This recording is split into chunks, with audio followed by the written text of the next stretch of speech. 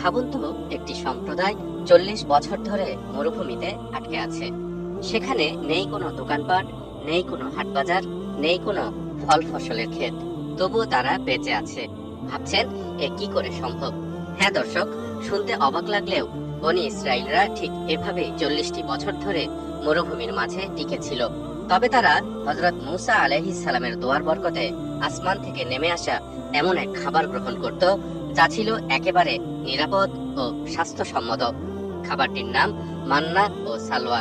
আজ আমরা জানব এই বিশেষ খাবারটি আসলে কি ছিল, কেন বনি ইসরাইলকে এই জান্নাতি খাবার দেয়া হয়েছিল এবং কেন এই নেয়ামত আসা বন্ধ হয়েছিল। মিশরের অত্যাচারী শাসক ফেরাউনের হাত থেকে মুক্ত হবার পর মহান আল্লাহ তাআলা হযরত মূসা আলাইহিস সালামকে আমালেকা সম্প্রদায়ের সঙ্গে যুদ্ধ করার নির্দেশ দিয়েছিলেন। মূসা আলাইহিস সালাম তার স্বজাতি বনি ইসরাইলকে সঙ্গে নিয়ে যুদ্ধে যেতে চাইলে তার গোত্রের লোকজন বলেছিল, قالوا يا موسى إنا لن ندخلها أبدا ما داموا فيها فاذهب أنت وربك فقاتلا إنا هاهنا قاعدون। তারা বলল, হে মূসা, আমরা সেখানে কখনো প্রবেশ করব না যতক্ষণ তারা সেখানে থাকে। সুতরাং তুমি ও তোমার প্রতিপালক যাও এবং লড়াই করো, আমরা এখানেই বসে থাকব। আল্লাহ তাআলা তাদের এই উক্তির কারণে অসন্তুষ্ট হয়ে ময়দানে তিহ বা সিনাই উপত্যকায় যাওয়ার নির্দেশ দেন। সেই স্থানটি ছিল গাছপালা ও পানিবিহীন এক শুষ্ক মরুভূমি। সেখানে পৌঁছার পর বনী ইসরাইল তীব্র খাদ্য ও পানীয় সংকটে পতিত হলে তারা সকলে একত্রিত হয়ে বলে, হে মূসা, এখন আমাদের আহারের ব্যবস্থা হবে কিভাবে? তখন আল্লাহ তাআলা হযরত মূসা আলাইহিস সালামের লাঠির মাধ্যমে তাদের জন্য মরুভূমির মাঝে পানি এবং মান্না ও সালওয়া নামের আসমানি খাদ্যের ব্যবস্থা করেন। সূরা বাকারার 57 নম্বর আয়াতে ইরশাদ হচ্ছে, وَظَلَّلْنَا عَلَيْكُمُ الْغَمَامَ وَأَنزَلْنَا عَلَيْكُمُ الْمَنَّ وَالسَّلْوَىٰ كُلُوا مِن طَيِّبَاتِ مَا رَزَقْنَاكُمْ وَمَا ظَلَمُونَا وَلَٰكِن كَانُوا أَنفُسَهُمْ يَظْلِمُونَ। এবং আমি তোমাদের উপর মেঘমালার ছায়া দান করেছিলাম এবং তোমাদের প্রতি মান্না ও সালওয়া অবতীর্ণ করেছিলাম।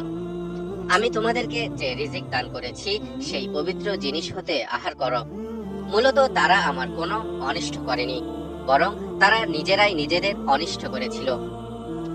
তাফসীরের কিতাবে লেখা হয়েছে, অধিকাংশ আলেমের মতে মান্না হলো আল্লাহর অবতীর্ণ এক প্রকার কুদরতি চিনি, যা পাথর, গাছের পাতা ও ঘাসের উপর শিশির বিন্দুর মতো জমা হতো। এটি ছিল দুধের চেয়ে সাদা এবং মধুর চেয়েও মিষ্টি, এবং এটি শুকিয়ে যাওয়ার পর আঠার মতো জমে যেত।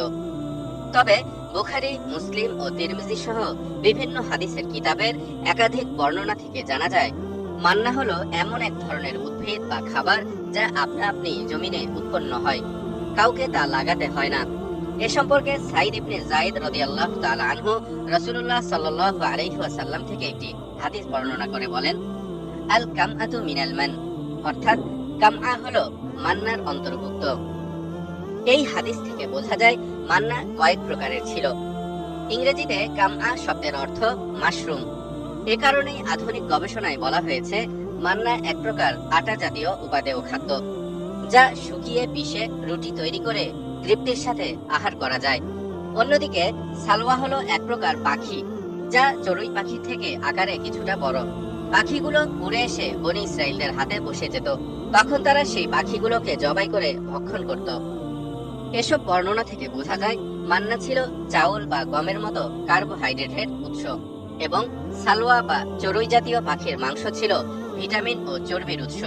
সব মিলে তারা পরিপূর্ণ খাবার নিয়মিত খেয়ে বেঁচে থাকতে সক্ষম হয়েছিল। মহান আল্লাহ তাআলা বনী ইসরাইলকে মান্না ও সালওয়া পরবর্তী দিনের জন্য সংরক্ষণ করে রাখতে নিষেধ করেছিলেন, বরং যেদিন যতটুকু প্রয়োজন সেদিন ততটুকু খাবার সংগ্রহ করতে বলেছিলেন।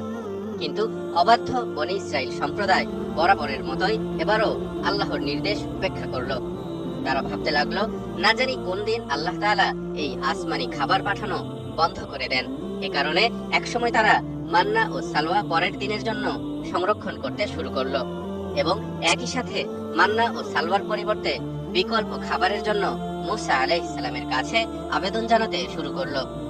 ইরশাদ হচ্ছে, وَإِذْ قُلْتُمْ يَا مُوسَى لَن نَّصْبِرَ عَلَى طَعَامٍ وَاحِدٍ فادع لنا ربك يخرج لنا مما تنبت الأرض من بقلها وقثائها وفومها وعدسها وبصلها قال أتستبدلون الذي هو أدنى بالذي هو خير اهبطوا مصرا فإن لكم ما سألتم وضربت عليهم الذلة والمسكنة وباءوا بغضب من الله ذلك بأنهم كانوا يكفرون بآيات الله ويقتلون النبيين بغير الحق ذلك بما عصوا وكانوا يعتدون স্মরণ করো যখন তোমরা বলেছিলে, হে মুসা, আমরা একই রকম খাদ্যে কখনো ধৈর্য ধারণ করব না। কাজেই তুমি তোমার প্রতিপালকের কাছে আমাদের জন্য দোয়া করো, তিনি যেন ভূমি হতে উৎপাদিত দ্রব্য, শাকসবজি, কাঁকর, গম, মসুর ও পেঁয়াজ আমাদের জন্য উৎপাদন করেন। মুসা বলল, তোমরা কি উৎকৃষ্ট বস্তুকে নিকৃষ্ট বস্তুর সঙ্গে বদল করতে চাও? তাহলে তোমরা কোনো এক নগরীতে অবতরণ করো, সেখানে গেলে তোমাদের প্রার্থিত জিনিসগুলো অবশ্যই প্রাপ্ত হবে। এসব কারণে বনী ইসরাইল সম্প্রদায় মান্না ও সালোয়ার নিয়ামত থেকে বঞ্চিত হয় এবং আল্লাহর শাস্তির উপযোগী হয়।